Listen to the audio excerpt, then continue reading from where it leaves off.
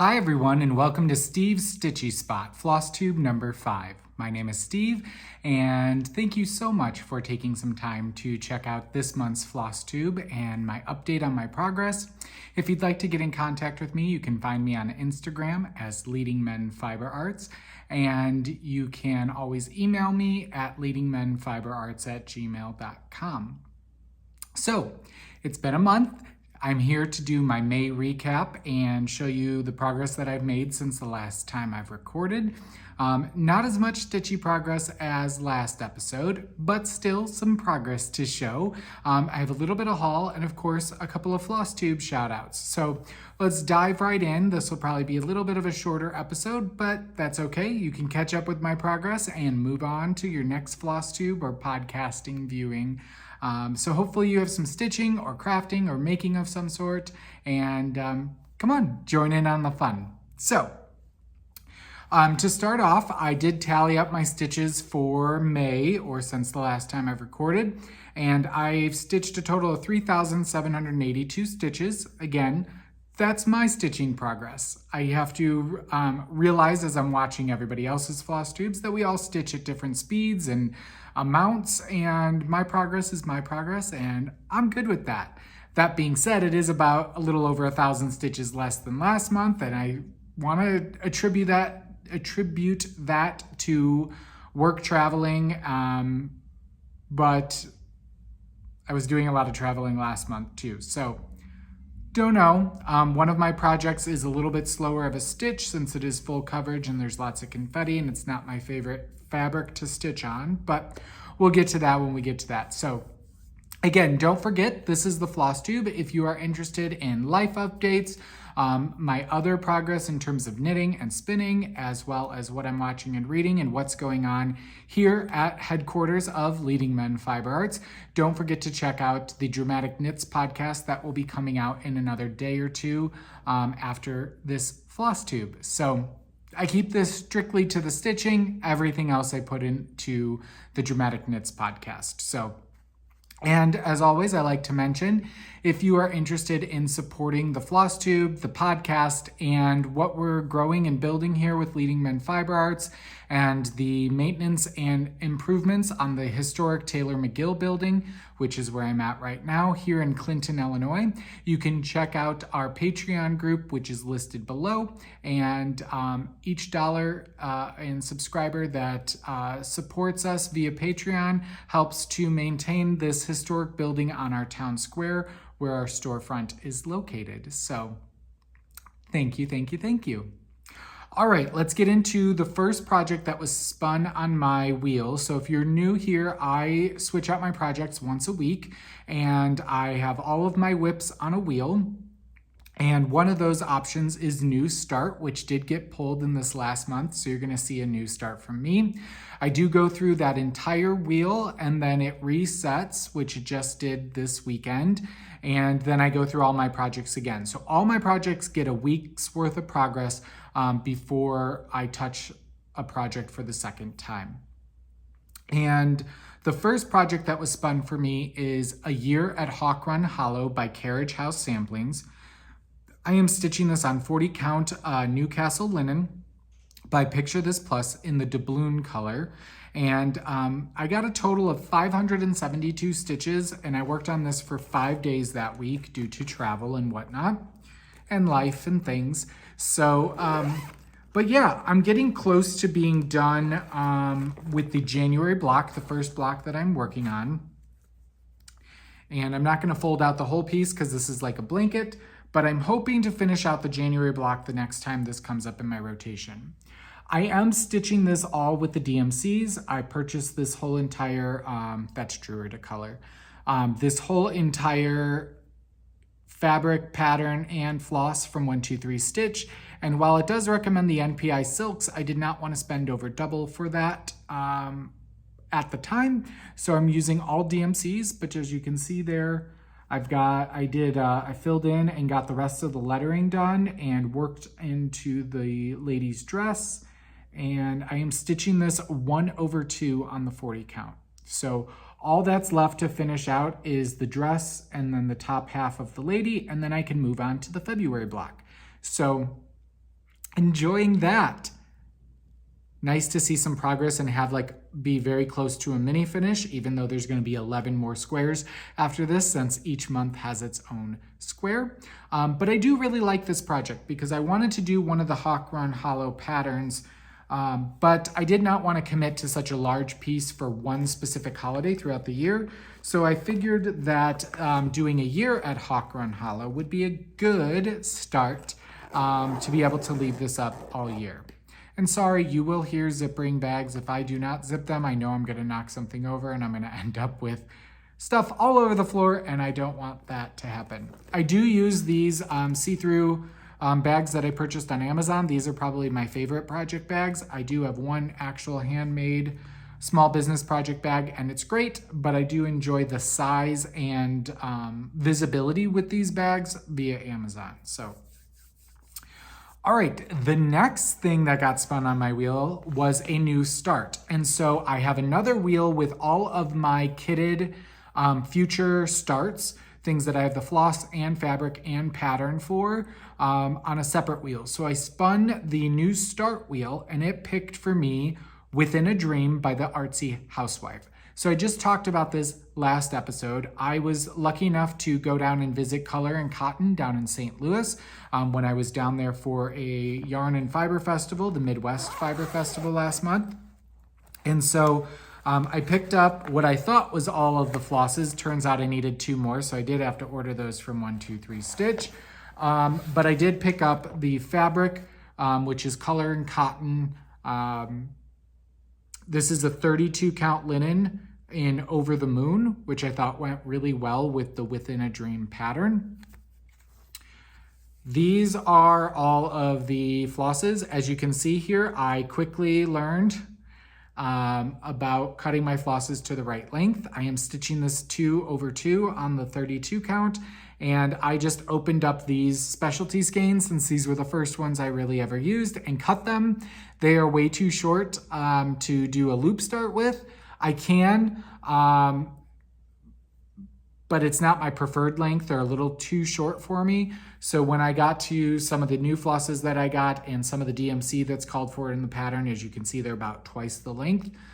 So I'm learning as I go. That's part of this journey with me with doing Flosstube, is to share with you some of the things that I'm learning as I go, especially for those of us who are newer in the cross-stitch community.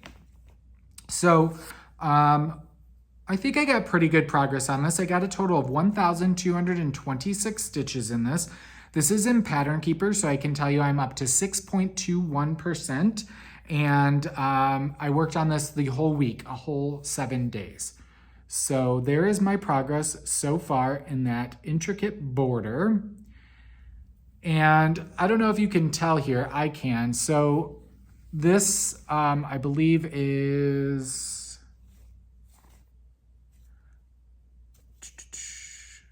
the Gentle Art Sampler Threads Dragonfly. And if you can see, these ones I stitched with the loop start. So the variegation was on top of itself, or the colors weren't matched up on the thread, so it gave more of a blended. And then over here, I feel like my lighting is really dark. But anyway, over here, I did 2 strands so the colors lined up and you can see more variegation with it. Honestly, I think I prefer the more subdued loop start one. So I know you're supposed to really hold the colors together so that you get that variegation, but I think I actually like it a little more mottled. So as you can see here, I have, they cut the fabric to the size that with plenty of room. It is a longer piece, but as you can see, I've got plenty of room on the top and sides. This is the full width I did get across the whole top. So I've got plenty of extra fabric. I'm not gonna cut it down. I don't foresee myself stashing or needing a lot of small pieces of fabric at this point in my stitching journey. So you know what? I'm gonna buy a piece of fabric for each project that I need and call it good. So yeah, that was my new start this month. I was excited to have a new start. I felt like I was making decent progress, but seeing that only 6.21% means I'm going to have to work on this for another 15 weeks. or something. So yeah. All right, moving on. The next project that got called was Tree of Dreams by Joy Sunday. And this is a kit that I got from Joy Sunday. That being said, I have been warned that Joy Sunday is not always the best in terms of licensing their artwork. So go in knowing that. This is being held in my one and only handmade project bag by Little Boat 88 out of Canada. And I'm stitching it using the pre-printed 14 count Ada as well as all the kit flosses. This pattern is very slow to stitch because there is a ton of confetti. The pattern is very small and the symbols on the printed fabric, unless it's a dense amount of the same color in one area, is very hard to decipher one symbol from the key to the chart. And there are different symbols for the printed pattern compared to what's on the printed fabric. So it's a lot of cross-referencing. You can see here's the whole entire piece, but I will fold it up and show you where I got to this month. So I was stitching a little bit of confetti and then going into the black. This month I did some confetti. I'm close to being done with the first page, filling in the typewriter method from the top. And then I started working in on the sun because there was a lot of block stitching in here. And I figured I could get some quicker progress. So I do like one strand of confetti and then a full strand of the block stitching. Because you can see here I can go into the sun and then there's plenty of other block stitching in other parts of the pattern. So I did get a total of 1,014 stitches on this. And again, I worked on it for a full week, 7 days. We were home for 2 weeks, so I did get a decent amount of progress on this and Within a Dream. And I'm stitching that 2/1 because it's on 14 count. All right, the last project that I worked on is the 2020 Pandemic Sampler by Sarcygurl. This is a free pattern, if you Google it, that is still available. And I downloaded this in 2020 and then I purchased the fabric shortly after and the silks as well. So I'm stitching this using 40 count linen in Jamie's Kilt by Fabrics by Stephanie. And I'm using the Mrs. Sadis silk conversion that I purchased from her from Spain. I got a total of 970 stitches in 5 days on this. And in fact, I did spin my wheel because I had a fresh wheel to spin from for this upcoming week that I'm gonna start this afternoon. And it picked this same project because this is the last project on the wheel till it reset and then it picked it again. So this is going back on the Q-snap this afternoon to work on it for the rest of this week. I am stitching this 1/2 on this 40 count linen using the silks. And I made some progress. I added this whole side section of this flower, the flower pot, the tree. I started what's like a rooster or something here, and I worked some of the border down. That being said, I am having issues with this border. I messed up over here, and then I messed up down here, and I'm not ripping it out because I can rip things out. I don't know if when I rip things out, if I'm doing it the most efficient and protective way to the work. If you know of a good how to rip out cross stitches video, let me know so I can do some more learning. But if you can see here, these are supposed to be 3x4 and I keep putting in 4x4 randomly. I did it up here twice. So my motifs are like hitting right up to the little gold parts, but I'm not ripping out. I just know the mistake and that's it. So I'm almost done with page 1 though. I got to bring the border a little bit down. I got to finish this rooster and then I start the big house or red barn with the little chimneys on this first page. And then I will move over to the second page. But it's going, I'm enjoying it. Yeah. So again, 970 stitches over those 5 days. We'll see what other progress I can make here up through Saturday, and because I usually switch out my projects on Sunday, so got a couple more days I'll get on this week, and then we'll see what else gets pulled over the next few weeks when I sit down to record at the beginning of July.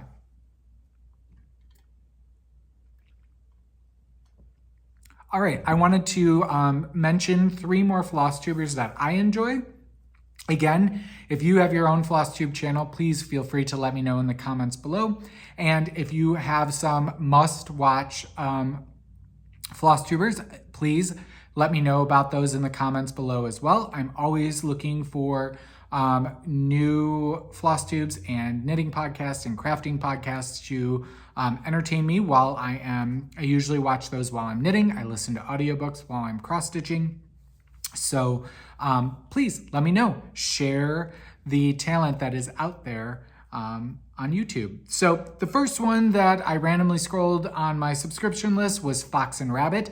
I think this is Bren and Karen. I don't know if it's Brendan or Bren. They are out of Australia. They are also fabric dyers and cross-stitch designers. They used to have a store, and I've watched them for a couple of years now. They are not always regular due to their travel. They travel to the US and vacations a lot, but I do enjoy their videos. I do enjoy their banter as a married couple. I feel a lot of their joys and woes of working with their significant other and owning a business with them. So I connect on that point, and I do enjoy seeing usually a lot of charts and flosses that they're talking about, and a little bit of progress here and there from them, because again, they're busy business owners just like my partner Andy and myself, and so we work in the crafting where it works for us. So definitely check out Fox and Rabbit if you have not done so. Personally, I would love to get their fabrics in our store and build out our cross-stitch section.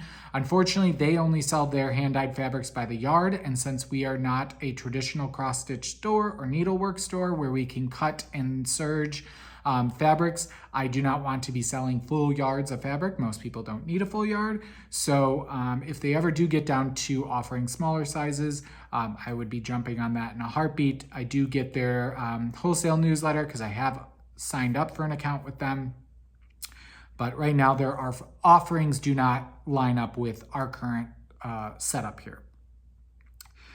The next Flosstube that I pulled is another hand-dyed floss company as well as bag maker combo, and that is Evertote. The Between Two Whips Flosstube is what I watch. Can't remember their names, but I'm going to talk about them here in a minute. That is between Evertote, who makes the bags, and Roxy Floss Co., who dyes the fabric and threads. And they're definitely friends, and there's, a little bit of banter, but also talking about their new releases and the retreats that they hosted in Canada where they are located. I think they just had Stitch North, and I've heard a lot of people talking about going to that, and people signing up to go next year. I think it's awesome. I have done a ton of knitting podcasts in my lifetime so far. In fact, we used to host one. We did one for about 4 years till things just got a little bit too out of our control to be able to manage for us. So we stopped doing our knitting at the estate retreat that we used to host. But I've never been to a cross-stitching retreat. I don't know if I ever will. Again, I don't usually travel. I just kind of have my Stitchy spot at my computer, and that's where I'm comfortable with my cross-stitch stand. And because I do two-handed stitching and I don't see myself like traveling with a lot of stitching. Never say never though. I also have gone to enough retreats with friends and without friends to know that I am an extroverted introvert when needed to be, but when I'm put into social situations like retreats, I much prefer going with a group of friends that I know, and whereas going by myself and having to put myself into social situations is a bit uncomfortable for me, just in all honesty. So I, if I get a good group of friends in the cross-stitch community, I would love to meet up with people And that's what I'm hoping that this Flosstube will do, will help me to gain some new friends in the stitching community. So that was Evertote Between Two Whips. And the last Flosstube that I selected this episode is the Seattle Stitcher. I'm horrible with names. Obviously out of Seattle. She is very much a sampler and a little bit more dark and macabre stitching, so Halloween stitching, but a lot of samplers as well. I was just watching her kind of little whip parade and destashing, and she was kind of vlogging and giving her thought process as she was going through her projects and deciding what to get rid of and what to downsize. And I enjoyed that. So check out the Seattle Stitcher if you are not doing so. All right, last but not least, let's talk just a little bit of haul. I'm trying to be good because I have plenty of projects lined up for the next who knows how long. But I was watching Evertotes Between Two Whips, and they were showing this conversion that they made for a Teresa Kogut pattern that I actually purchased while I was at Be Stitch Me in Moline, Illinois, a couple of months ago. This came out I purchased it right after the Nashville Needlework Market, and that's where this came out. And the pattern that I purchased was Folk Art Garden by Teresa Kogut. So I brought this to show you. And they were showing the conversion that they put together. And I was like, well, you did all the work for me. I don't have to go buy the flosses or the fabric. Even though I do like it stitched on the black fabric, I was enjoying what they showed. So I picked up an 1/8 of a yard of Coco Loco from Roxy Floss Co. to stitch this on. It is a very dark chocolate brown. And then I picked up their floss conversion for the Folk Art Garden for stitching 1/2. This is a 36 count, and it does even have the conversion on the back, which is really nice. So I was just looking at that. So here is what that looks like for that pattern.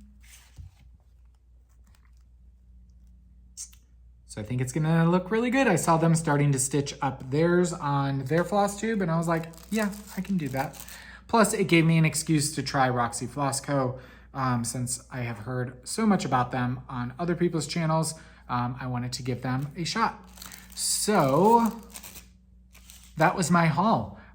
Came from Canada. I thought shipping was very reasonable. It did not take that long at all, and it was a pleasurable experience and relatively inexpensive, I thought, for what it was. So yeah. So I think that's pretty much everything for our May recap here at the beginning of June. I thank you again so much for tuning in. Again, if you have any questions or comments, please feel free to leave them down below. I would love to start a conversation with any and all of you. I do read every comment and try to like, if not, comment back on everything. And again, if you're interested in what else is going on in my life, as well as what I'm watching and reading, knitting, spinning, and things going on here at Leading Men Fiber Arts, make sure to check out the Dramatic Knits episode here coming out in the next day or two. And until I catch you in July, I hope you have a great month of stitching, and I'll catch you next month. Bye.